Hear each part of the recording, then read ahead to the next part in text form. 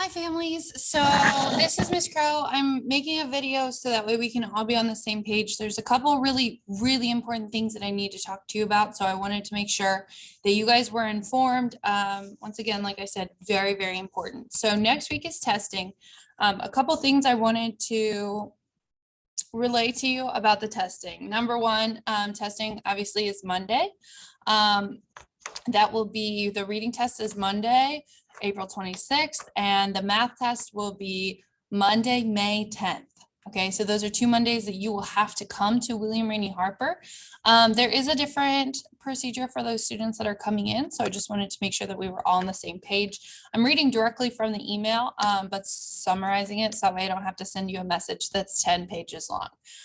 Number one, we will be testing, so we'll be testing the OST test on Monday, the 26th. The following Monday will be the NWEA for most people that are coming into school, but for our hackers or our remote students, they will be taking that test on Wednesday. So I do want to correct that I just said. Reading OST is on the 26th. The NWEA for third graders that are remote is on the 5th of May, and the OST for math is going to be on May 10th. So I just wanted to let you know. We ask that your students arrive at 8:15, and pickup would be at 1 o'clock. Pickup is at 1 o'clock. We will be providing them lunch unless you choose to send your own, in which case that is totally fine. You can also bring snacks and water bottles if they choose, but they definitely, and they will be provided with those if they don't have them, but it would be best if you have any expectations to make sure that they have the snacks from your house. They are not allowed to wear face shields unless they have a mask underneath. So you can wear a mask and a face shield, you just cannot wear, but you are not allowed to wear just a face shield. Okay. If you would like to double mask, you can do any of those things. That's totally fine. Also, the students will take both parts of the test on the same day.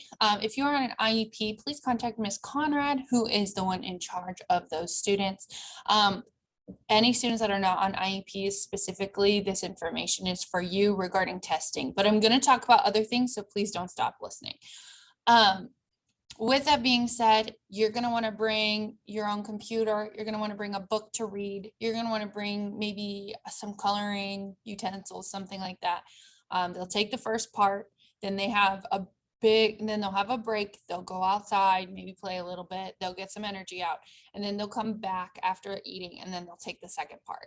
So I just wanted to let you know, the students, Ms. Braun does say that they will be taking a mask break, but it will be socially distanced. So it will be something where they're outside and they're spread 6 feet apart, sitting down, making sure that they're getting that air.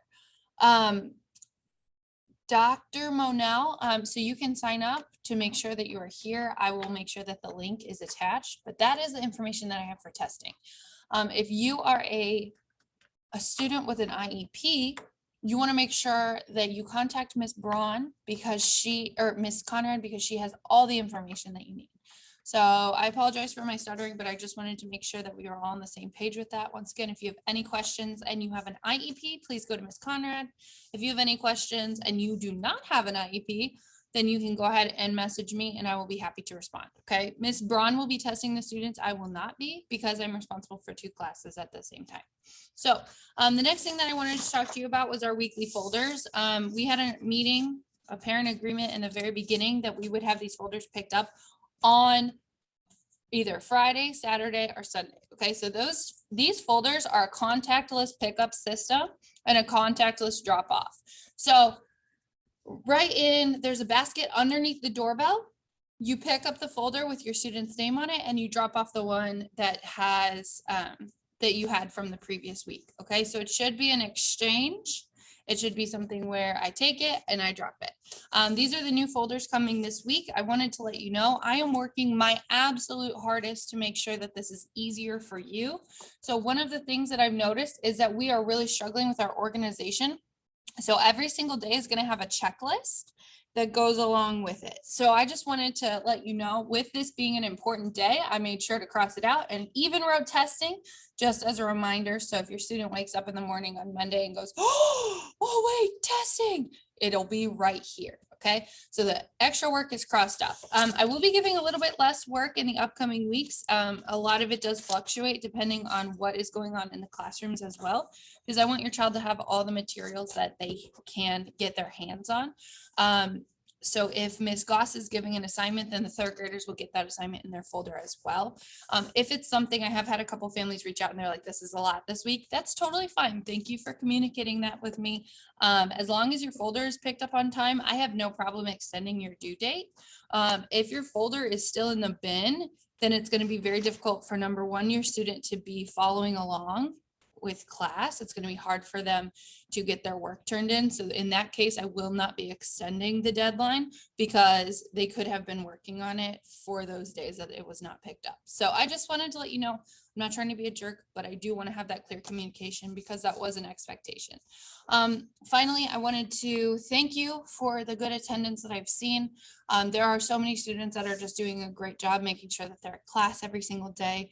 But I also wanted to remind you that also includes Ms. Goss's class at 8:30 on Wednesdays.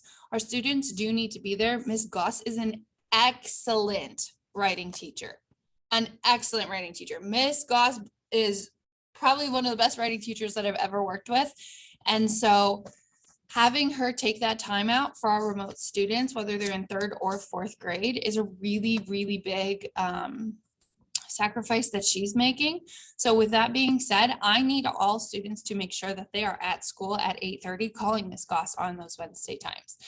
We will also be doing science at 10:30, and those things are both written, get this, in the schedule. So if you look at Wednesday, you can see school is at 8:30, call Ms. Goss, and then science at 10:30. So the schedule is also posted online. So there are lots of different ways that you can see what's happening. I tried to make it as accessible, and the most important information is posted everywhere. So I just wanted to make sure that we were on the same page with that. I hope that the checklist will help. There's a lot of other things that I'm trying to put together. So thank you for your communication.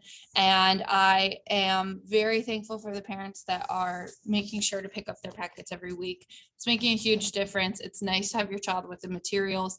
Actually, it's extremely helpful so that way they can go into the breakout room and they can talk with their friends that they don't always get to see, and they can work on these assignments. If you're not able to pick up the materials, it's slowing your child down. And so I just want to make sure that you have the materials that the classes are using and the materials for my class. So thank you so much. Have a wonderful day. And yeah, see you soon. Call me if you need anything.